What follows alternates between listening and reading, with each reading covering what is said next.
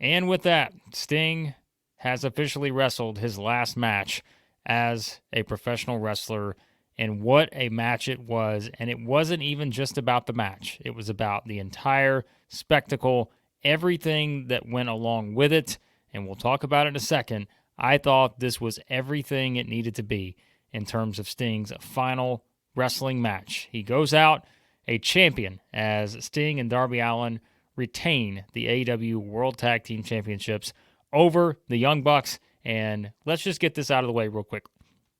I know there was a lot of criticism when this first started about the Young Bucks being the opponents, all of this other stuff. Everyone was, not everyone, but there was a good group, I think, out there that was not happy about the Young Bucks being chosen as Sting's final opponents. But then, of course, we read into the report about how Sting was the one who wanted this to be something that happened. He wanted the Bucks to be involved. And so once you've realized it was Sting's choice, if you believe that, whether you don't believe that, whatever you think, they worked their asses off here, I thought, in order to do exactly what they needed to do 100%. If you've ever kind of seen a team be put in a position where they are 100% the heels, this was it. There was no one wanting to see Sting go out, in any way, shape, or form as sort of, vilified, right? Like Sting was the ultimate babyface in his final match in Greensboro. And I thought the Bucks played their heel role to perfection here. They did what we thought they could do. They were going to bump. They were going to put themselves in a position where they were going to, again, be on offense for a little bit, like heels do, work over the baby faces, and then you have the heels get what they've had coming to them, and ultimately it ends with Sting victorious in the middle of the ring. And I think this was one where we did a video on this before the pay-per-view, asking the question, is Sting going to win his last match? And we looked at the different options you could have. The old school promoters back in the day, all about the heat, brother. You got to have the heat. You got to get out of this with all the heat you can get with the Young Bucks winning and all of that. I just think sometimes it's easy to overthink things, but this is one of those, like, we're talking about Sting. And the fact that he goes out a winner, you can worry about everything else after the fact. You can do exactly what AEW is going to do, which we kind of predicted. We said if this is the route they go, Sting and Darby retain the titles, they're going to vacate the belts, they're going to do a tournament. That just made the most sense. And Tony Khan announced after AEW Revolution, that's exactly what they're going to do. So belts vacated, there will be a tournament to crown the new AEW World Tag Team Champions. Again, it's easy to overthink sometimes. Okay, you can do all this convoluted stuff because you've got to worry about this, you've got to worry about that. Like I said, this is Sting we're talking about. This is a true icon, pun intended, that you want to give the best possible send-off you can give him. And I thought AEW did that. And look, it started, whether really it's just the entire build, right? It's just setting this up as such a big thing, even as far back as they've done it. This entire pay-per-view was built around this match. And we're not going to go into all the other stuff on the card here in this particular video, but look, this was a pay-per-view that delivered in a big, big way. But you think about it, this was the selling point. It wasn't to see Sting wrestle a 5-star match. It was to see the final send-off for Sting and everything that he's put into the professional wrestling business over the years, all that he's given to fans. This was what it was all about. And I thought AEW did a tremendous job of crafting every little tiny thing that you needed to be able to pull this off. Whether, again, it's just kind of the, seeing the people in the audience that you saw, right? Like you see Magnum TA there. You see DDP coming in, Lex Luger. I don't know if they showed everyone on the broadcast, but I'm sure you could see it like on social media. All that stuff, like just all the different people who were there. And, I think just capturing how much interest there was. And, of course, you could even see it on social media throughout the day. I thought AEW did a great job, whether instructed or not, all the talent just kind of pointing out, like, what Sting has meant to them. Of course, Sting did the media rounds and all this other stuff. Just understanding how big of a moment this was going to be. Like, this is one that you will never forget. Sting fan or not a Sting fan, like, this is one of those things, the way they did it, the presentation, all this other stuff. They pulled it off, again, as well as I think you could have done it. The entrance was incredible. bringing out, like, listen, whenever Sting's son came out, the first one, like, dressed up as, like, you know, the WCW Sting, like, before, not the Wolfpack Sting, but the one before that, I mean, you could have, like, you're looking at this, like, it feels like, hey, did they do some kind of, like, hologram or something? That looks exactly like Sting back in the day. And, like, he was perfect. I thought they was just, you know, that was such a fun moment just to see, you know, them coming out. You've got one dressed up kind of in the Surfer Sting era. And then you've got the other kind of using the, you know, the NWO Wolfpack Sting and all of that. And I just thought it perfectly captured everything you wanted. Like, you get the different, you know, legacy, right? Like, all of this for Sting, like everything he's done, you get all the visuals of kind of what Sting has been throughout his career. Of course, you couldn't get every single iteration of Sting's character and all that, but the fact that they did it that way, that just set the tone for what was to come. And, you know, again, just I think the way they pulled it off and just making it feel like such a big deal. You know, we even questioned at the time, like, again, you don't have to overthink this. We're like, is this going to be the main event? Of course it's going to be the main event. Like, there was no other choice. You had to put this. The entire pay-per-view was built around Sting's retirement. You only get a chance to do this once. And I think that's the important thing to remember here, is that this isn't a match you can go back and do 2 months from now. This isn't something where you can make up for this or that in a month or on Wednesday's Dynamite. No, this is a once-in-a-lifetime thing you get the opportunity to do. And we can make our jokes about professional wrestling. A lot of wrestlers have probably thought the same thing, that they're going to get, you know, their once-in-a-lifetime retirement matches and they ultimately come back and have about 5 more. I don't think that's going to happen with Sting. So I just think, again, this was the setup, the entrances, the presentation, the way this thing was built.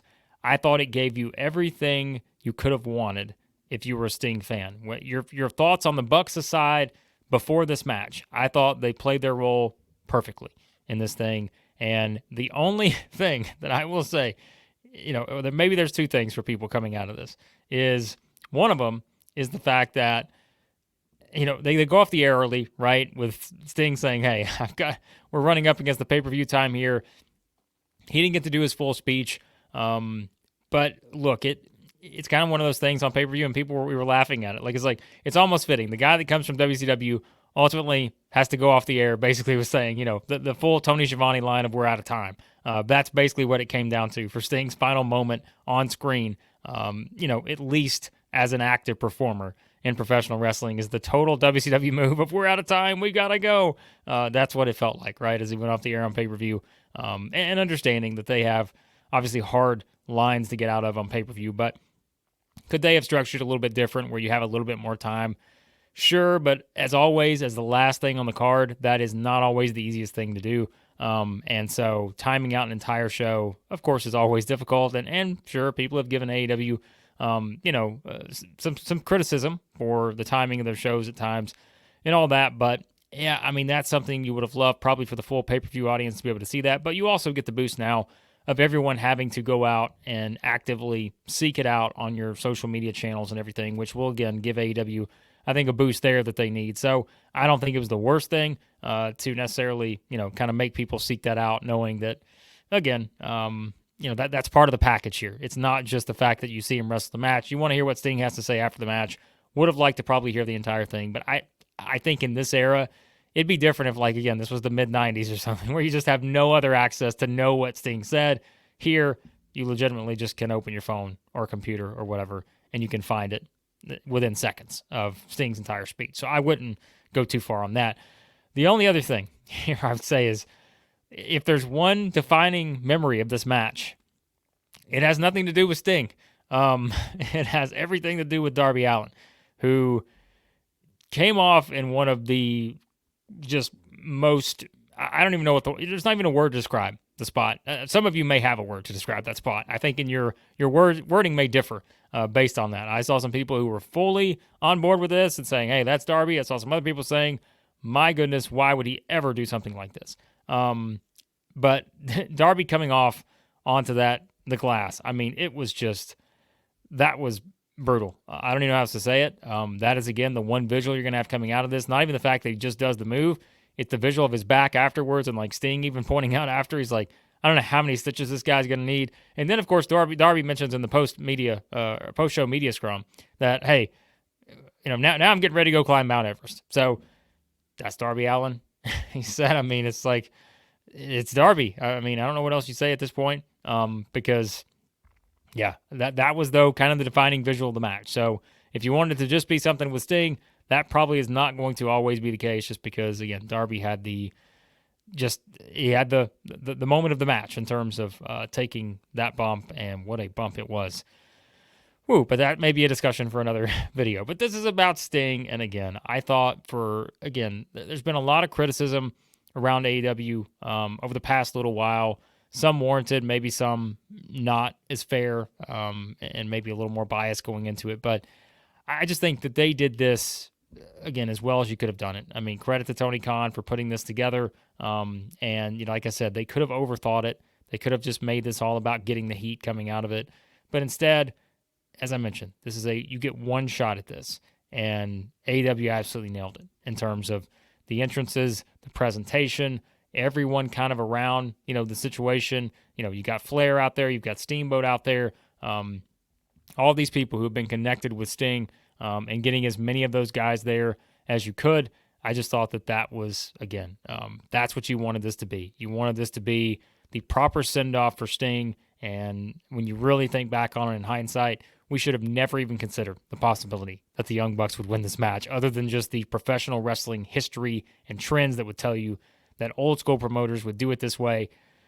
We should have never considered it, because this was the way to do it. And now, you get something coming out of it. You get the tournaments for the tag team champions.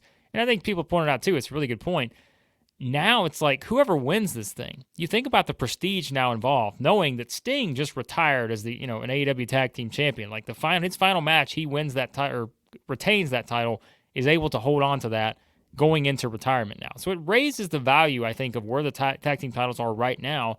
Will that happen a month from now, 6 months from now? Depends on who wins, depends on how they book them, all this other stuff. But for the time being, the prestige of this tournament now goes up considerably, knowing that the winner is basically being handed the championships, essentially, from Sting and Darby Allin. Like, they're now the ones that have to carry this forward. And will that be the Bucks? Will it be someone else? We'll talk about that in other videos. But, again, this was, I thought, everything it needed to be, and maybe even a little bit more. And bravo to all parties involved for a tremendous send-off for the one and only Sting. Let me know what you thought about the AEW Revolution main event, Sting and Darby Allin retaining the tag team championships against the Young Bucks, and everything surrounding Sting's retirement match. Let me know what you think in the comments below. New channel here, just enjoy talking professional wrestling. Always love the feedback from you guys. So let me know what you thought about the last match for the one and only Sting.